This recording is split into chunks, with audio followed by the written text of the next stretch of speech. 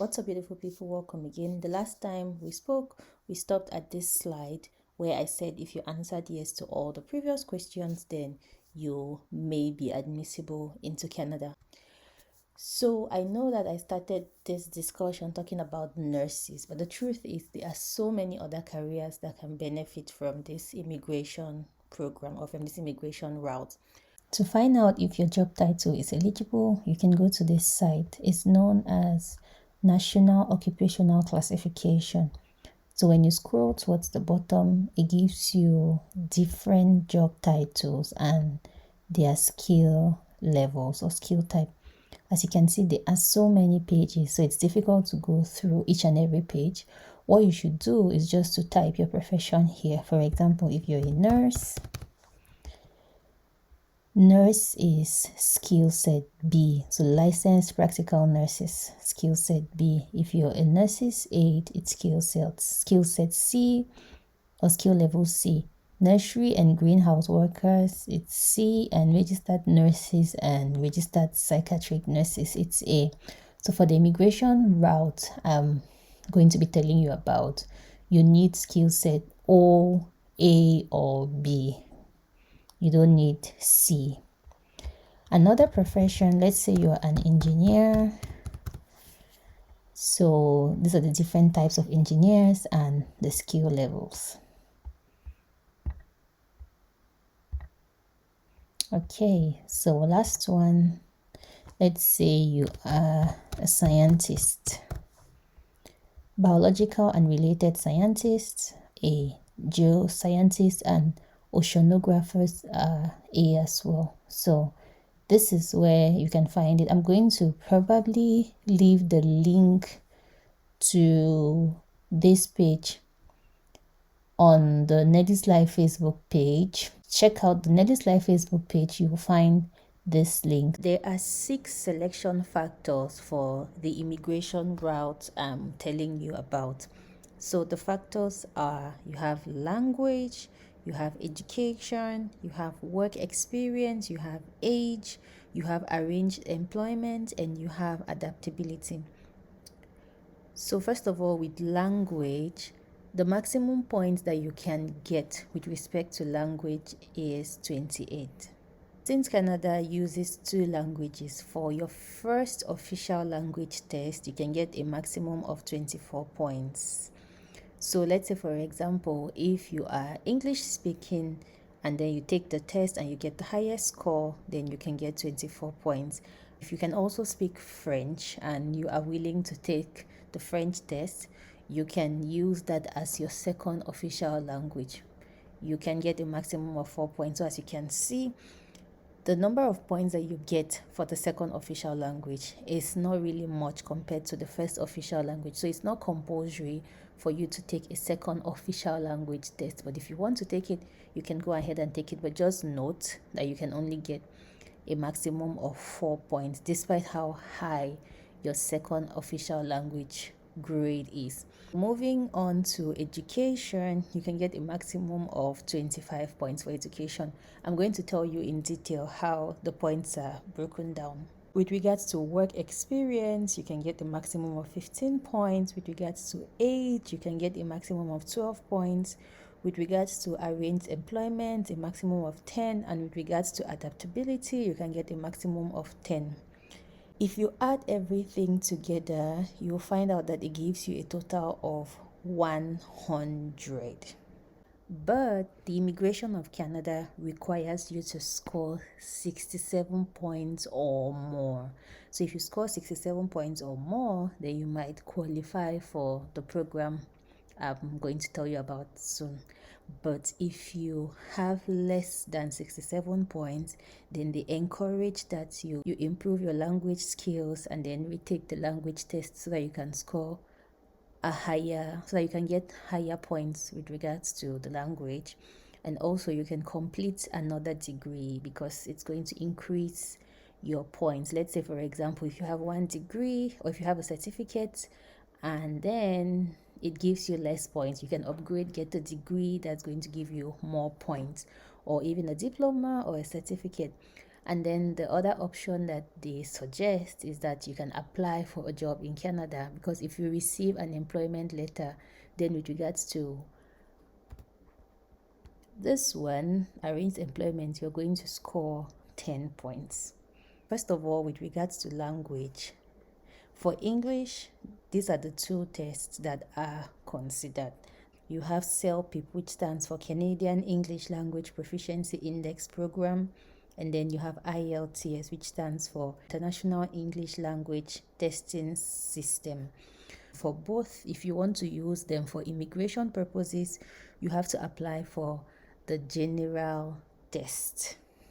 For French, these are the two tests that they accept. The STEF, which stands for Test d'Évaluation de Français, and then you have TCF, which stands for Test de Connaissance du Français. So for this, you need compréhension d'écrit, compréhension de l'oral, expression écrit, expression orale for both. So you need to do the written part and the oral part. The test generally, they're going to be testing your writing, your reading, your listening, and your speaking skills. So for your first language test, you have to score a minimum of 7.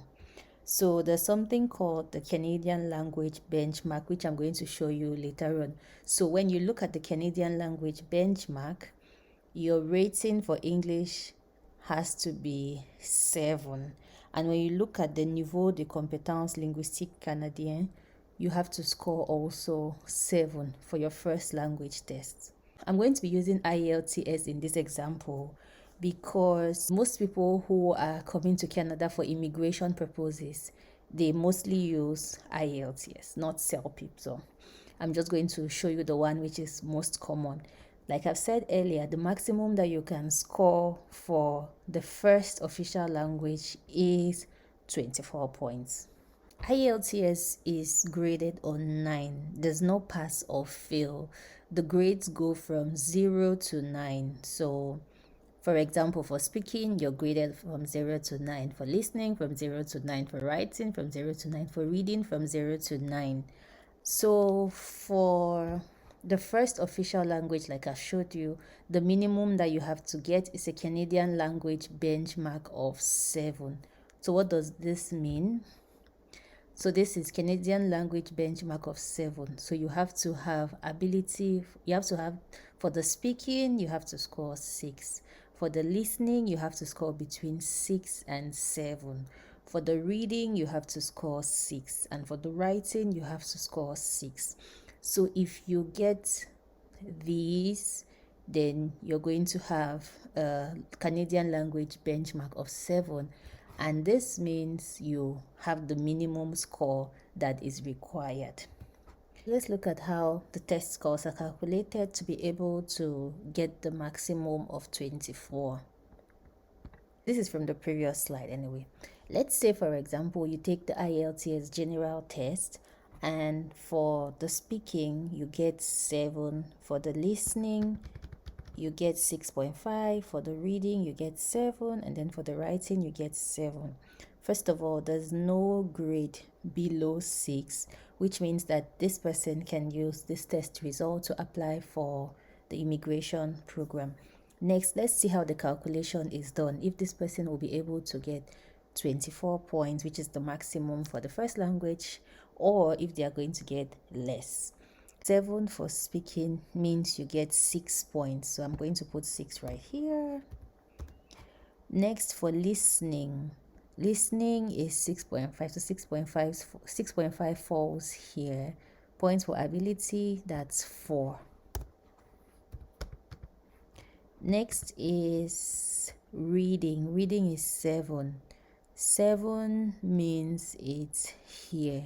So this person has 6.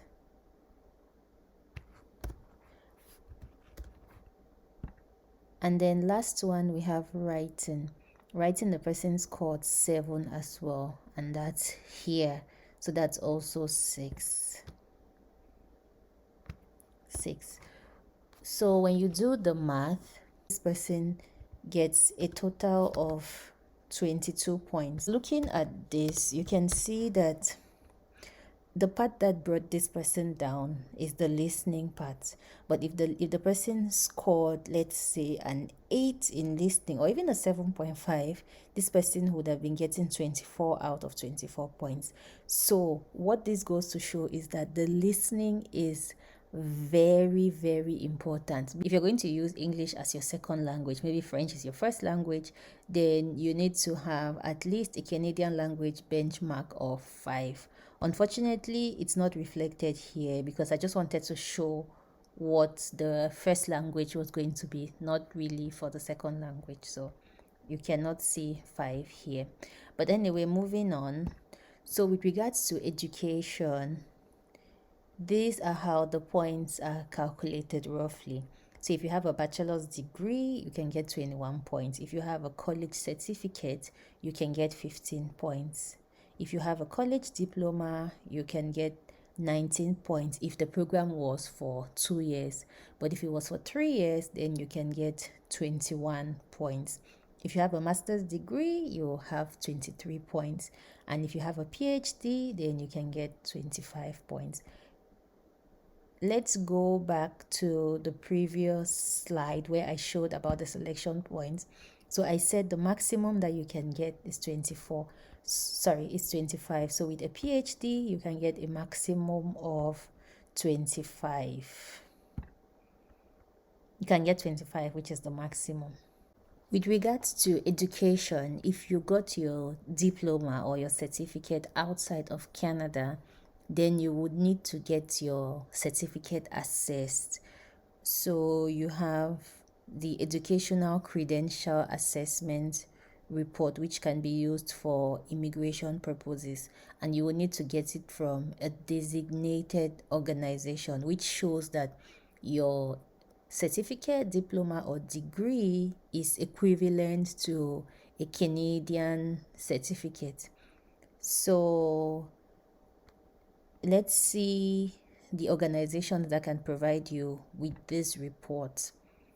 So you have WES, which is the one that most people use, which stands for World Education Services. You have International Credential Assessment Services of Canada. You have Comparative Education Service. You have International Qualifications Assessment Service. And then you have International Credential Evaluation Service. Any of these services can be used to assess your credential. And then for professional bodies, for example, let's say you're a medical doctor, you can use the Medical Council of Canada, or if you're a pharmacy, you can use Pharmacy Examining Body of Canada. So these are the different services that you can use to assess your credential. Let's talk about work experience. So your points will count if the work experience was gotten while you were in Canada or while you were abroad, or if it was gotten while you were being self-employed or while you were studying. So let's say, for example, if you were working part-time while studying, the points will count. If you got the work experience while you were living abroad in your country, it will still count. If it was while you were living in Canada, it will still count. If it was that you had a business and you were self-employed, that still count. That will still count, provided you have documents to prove what you are stating. So let's see how the 15 points are gotten. So for example, if you worked for 1 year, you can get a maximum of 9 out of 15 points. If you worked between 2 to 3 years, then you can get 11 points. If you worked for 4 or 5 years, you can get 13 points. And if you worked for 6 years or more, then you can get the maximum, which is 15 points. Next, let's look at the age. If you are under 18, you don't qualify, so it's 0 points. But if you're between 18 to 35, which from my observation, most of my viewers are between, you will get the maximum points, which is 12. This is where this part ends. I know that I've provided a lot of information today and it can get confusing. I'm just going to stop here so that you can take some time to process the information and probably calculate your points and see where you fall. In the next video, we're going to be talking about arranged employment in Canada and adaptability. Thank you so much for staying tuned with me. See you in my next video. Goodbye.